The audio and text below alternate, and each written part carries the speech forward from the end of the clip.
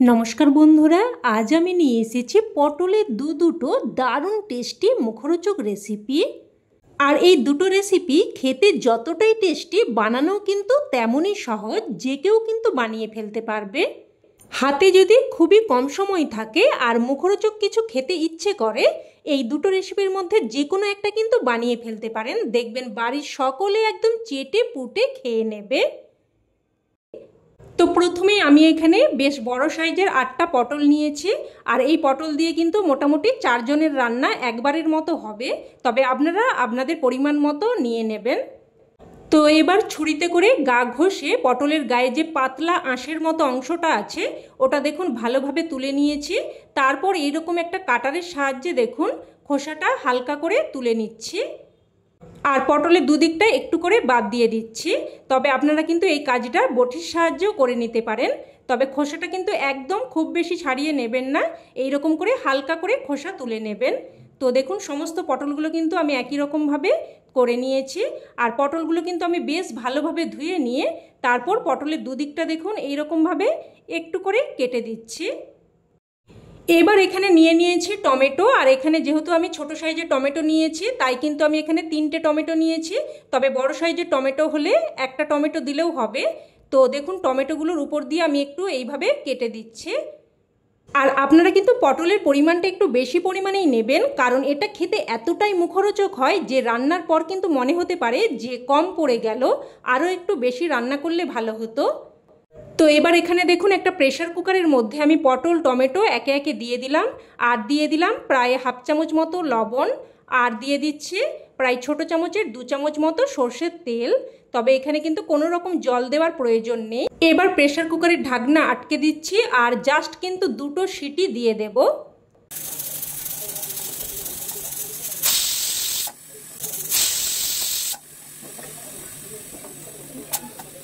এবার pressure cooker নামিয়ে রাখছি। আর মোটামুটি যতক্ষণ না অবধি কুকারের বাষ্পচাপটা বেরোচ্ছে ততক্ষণ অবধি এইভাবেই রেখে দেব। আর এই সময় আমি একটা মশলা তৈরি করে নিচ্ছি। তো গ্যাস ওভেনে একটা তড়কা প্যান বসিয়ে এখানে দিয়ে দিয়েছি 1 চামচ মতো কালো জিরে। এবার জিরেটাকে লো টু মিডিয়াম ফ্লেমে অনবরত নাড়াচাড়া করে হালকা ভেজে নিলাম। এবার এটাকে সাথে সাথেই নামিয়ে নিয়েছি। এবার এটাকে একটু ঠান্ডা করে নিয়ে তারপর দেখুন গুঁড়ো করে নিয়েছি। তো এবার এটাকে এক সাইডে রেখে দিলাম। আর এদিকে কিন্তু প্রেসার কুকারের বাষ্পচাপটাও বেরিয়ে গেছে। তো প্রেসার কুকারের ঢাকনা খুলে নিলাম। আর দেখুন পটল আর টমেটো কিন্তু একদম ভালোভাবে সেদ্ধ হয়ে গেছে। আর দেখুন পটলের গাগুলো এইরকম একটু লাল লাল পোড়া পোড়া মতো হয়েছে। আর এতে করে কিন্তু পটলগুলো খেতে বেশ ভালো লাগবে আর রান্নাটাও কিন্তু খেতে বেশ ভালো হবে। তো এবার প্রেসার কুকার থেকে এগুলো আমি একটা থালার মধ্যে নামিয়ে নিচ্ছি। আর দেখুন বেশ খানিকটা কিন্তু জল বেরিয়েছে। আর আমি কিন্তু কোনো রকম জল দিইনি, এটা কিন্তু পুরোপুরি একদম সবজি সেদ্ধ হওয়ারই জল। তাই এই জলটা কিন্তু আমি ফেলবো না, এই জল আমি রান্নাতে ব্যবহার করে নেব। তো এবার পটলগুলো যেহেতু খুবই গরম তাই একটা হাতার সাহায্যে আমি মেখে নিচ্ছি। টমেটোগুলো মেখে নিচ্ছি। আর টমেটোর দেখুন এই খোসাগুলো কিন্তু আমি ফেলে দেব।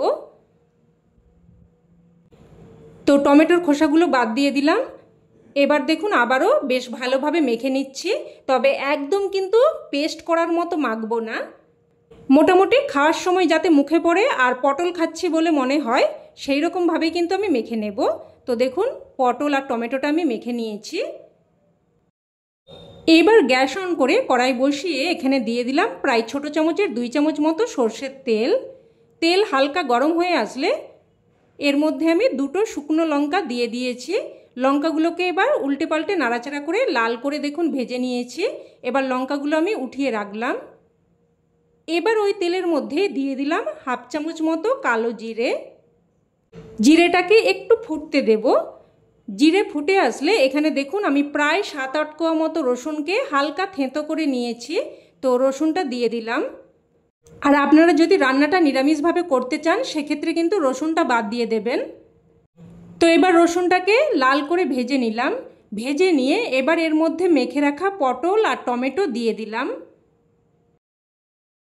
আর যে সবজি সেদ্ধর জলটা আমি আলাদাভাবে উঠিয়ে রেখেছিলাম ওটাও এর সাথে দিয়ে দিলাম। এবার নাড়াচাড়া করে ভালোভাবে মিশিয়ে নেব আর প্রায় মিনিট খানেক মতো এইভাবে একটু নাড়াচাড়া করব। প্রায় মিনিট খানেক মতো নাড়াচাড়া করে নিয়ে এবার এটাকে আমি এইভাবেই রেখে দেব যাতে করে এই জলটা একটু শুকিয়ে যায়। তবে এই সময় কিন্তু ঢাকনা দেওয়ার কোনো রকম প্রয়োজন নেই, তাই মিডিয়াম ফ্লেমে এটাকে এইভাবেই হতে দিলাম। এবার এদিকে যে দুটো শুকনো লঙ্কা ভেজে উঠিয়ে রেখেছিলাম তার সাথে দেখুন নিয়ে নিয়েছি একটা মিডিয়াম সাইজের কুচানো পেঁয়াজ। আর পেঁয়াজটাকে কিন্তু একদম সরু সরু পাতলা পাতলা করে কুচিয়ে নিয়েছি। আর দিয়ে দিলাম স্বাদ অনুযায়ী লবণ।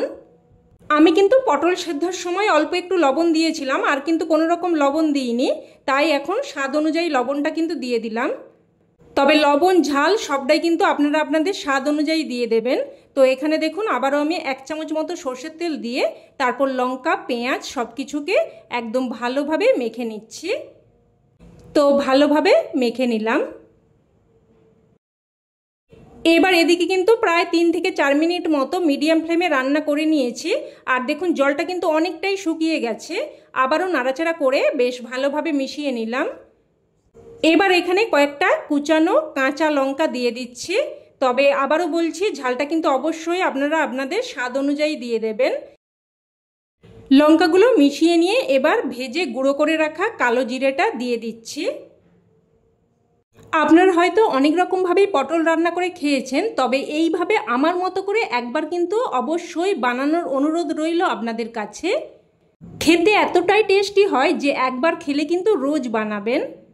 তো ভাজা মশলাটা নাড়াচাড়া করে বেশ ভালোভাবে মিশিয়ে নিলাম। এবার এখানে যে পেঁয়াজ আর লঙ্কাটা আমি মেখে রেখেছিলাম ওটা দিয়ে দিচ্ছি। এবার এই পেঁয়াজ আর লঙ্কাটা দিয়ে নাড়াচাড়া করে মিশিয়ে নেব। তবে পেঁয়াজ আর লঙ্কাটা কিন্তু পরিবেশন করার সময়ও মিশিয়ে পরিবেশন করতে পারেন। তবে কাঁচা পেঁয়াজ একদম সরাসরি মেখে কিন্তু বেশিক্ষণ অবধি রাখা যায় না, কেমন যেন একটা গন্ধ হয়ে যায়। তাই কাঁচা পেঁয়াজ আর লঙ্কাটা দিয়ে এইভাবে একটু নাড়াচাড়া করে মিশিয়ে নিলে খেতেও বেশ ভালো লাগবে আর অনেকক্ষণ অবধি পরিবেশনও করতে পারবেন। তো বেশ ভালোভাবে মিশিয়ে নিয়েছি। এবার গ্যাসের ফ্লেম বন্ধ করে একটা ঢাকনা দিয়ে স্ট্যান্ডিং টাইমে রেখে দিলেই রান্না কিন্তু একদম তৈরি। এবার এটা গরমাগরম ভাতের সাথে পরিবেশন করুন, খেতে কিন্তু জাস্ট ফাটাফাটি লাগে। এটা থাকলে আর অন্য কোনো কিছুই লাগবে না, সমস্ত ভাত এটা দিয়েই খাওয়া হয়ে যাবে। অবশ্যই এইভাবে একবার বানিয়ে দেখুন, আর আমার 100% বিশ্বাস খেয়ে আপনাদেরও খুবই ভালো লাগবে। এবার চলে যাব দ্বিতীয় রেসিপিতে। আর বন্ধুরা আপনারা অবশ্যই কিন্তু কমেন্টে জানাবেন যে কোন রেসিপিটা আপনাদের বেশি ভালো লেগেছে।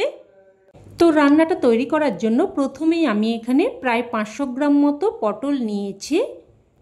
এবার প্রথমে ছুরিতে করে পটলের গা ঘষে পটলের গায়ে যে পাতলা আঁশের মতো অংশটা থাকে ওটা দেখুন ভালোভাবে তুলে নিচ্ছি। একই রকমভাবে সমস্ত পটলগুলোরই দেখুন গায়ের পাতলা আঁশের মতো অংশটা তুলে নিয়ে এবার দুদিকটা একটু করে বাদ দিয়ে দিচ্ছি। আর খোসাটা দেখুন একটা কাটারের সাহায্যে এইভাবে হালকা করে ছাড়িয়ে নিচ্ছি। আপনারা চাইলে কিন্তু বটির সাহায্যেও এটা করে নিতে পারেন। খোসাগুলো এইভাবে একটু হালকা করে ছাড়িয়ে নিতে হবে। তো সমস্ত পটলগুলো একই রকমভাবে রেডি করে নিয়েছি। এবার পটলগুলোকে খুব ভালোভাবে ধুয়ে নিয়েছি। এবার পটলগুলো কেটে নেব। তো পটলগুলোকে দেখুন লম্বালম্বিভাবে 4 টুকরো করে কেটে নিচ্ছি। এইভাবে লম্বা লম্বা আর সরু সরু করে পটলগুলো কেটে নিতে হবে। তো দেখুন সমস্ত পটলগুলোই একই রকমভাবে কেটে নিয়েছি। এবার এগুলোকে একটা প্লেটের মধ্যে উঠিয়ে নিয়েছি। এবার এর মধ্যে স্বাদ অনুযায়ী লবণ দিয়ে দিলাম।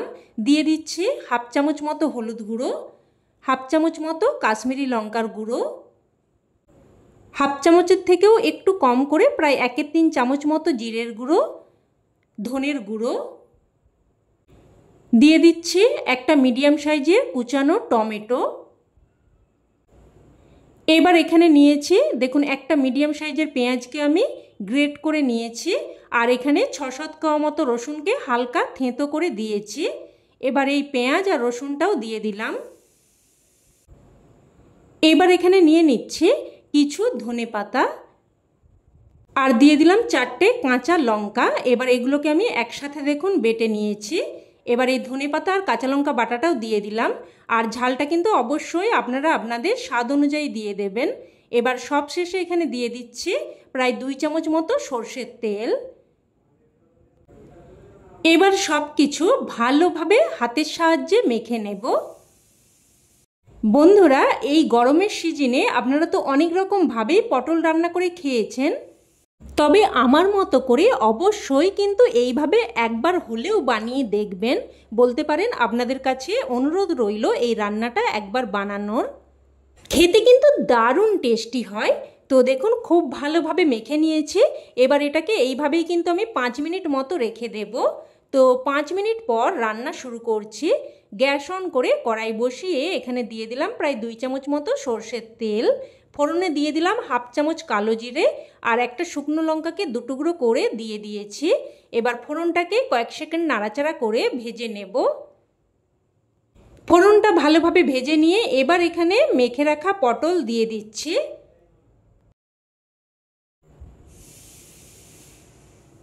তো সব কিছু এবার নাড়াচাড়া করে ভালোভাবে মিশিয়ে নেব। ভালোভাবে একদম নাড়াচাড়া করে মিশিয়ে নিয়ে এবার মিডিয়াম ফ্লেমে একটা ঢাকনা দিয়ে প্রায় কিন্তু 4 থেকে 5 মিনিট মতো রান্না করে নেব। তো এদিকে এটা হতে থাকুক। এবার অন্য দিকের গ্যাস ওভেনে একটা তড়কা প্যান বসিয়ে দিয়েছি। তড়কা প্যানটা যখন হালকা গরম হয়ে আসবে তখন এর মধ্যে দিয়ে দিচ্ছে ছোট চামচের 2 চামচ মতো বেসন। এবার লো টু মিডিয়াম ফ্লেমে অনবরত নাড়াচাড়া করে বেসনটাকে ভেজে নেব। আর একটুক্ষণ ভাজলেই দেখবেন একটা বেসনের গন্ধ বেরোতে শুরু করবে। মোটামুটি বেসনের কাঁচা গন্ধটা চলে যাবে। দেখুন এই রকম লাল হতে শুরু করবে আর তখন গ্যাসের ফ্লেমটাকে কিন্তু বন্ধ করে দিতে হবে। তো দেখুন গ্যাসের ফ্লেমটাকে বন্ধ করে দিয়ে এবার এই বেসনটাকে আমি নামিয়ে নিলাম। আর এই রকম কিন্তু হালকা লাল করে ভেজে নিতে হবে। তো ওটাকে এক সাইডে রেখে দিয়েছি। আর এদিকে কিন্তু আমি 4-5 মিনিট মতো ঢাকনা দিয়ে দিয়ে রান্না করে নিয়েছি। আর মাঝে আমি একবার ঢাকনা তুলে নাড়াচাড়া করে দিয়েছিলাম। আবারও ভালোভাবে নাড়াচাড়া করে মিশিয়ে নিচ্ছি। আর দেখুন মশলা কিন্তু খুব সুন্দরভাবে কষানো হয়ে গেছে। এবার এখানে ভেজে রাখা বেসনটা দিয়ে দিচ্ছি। বেসনটা দিয়ে এবার আবারও প্রায় 2 মিনিট মতো অনবরত নাড়াচাড়া করে মশলাটাকে কষিয়ে নেব।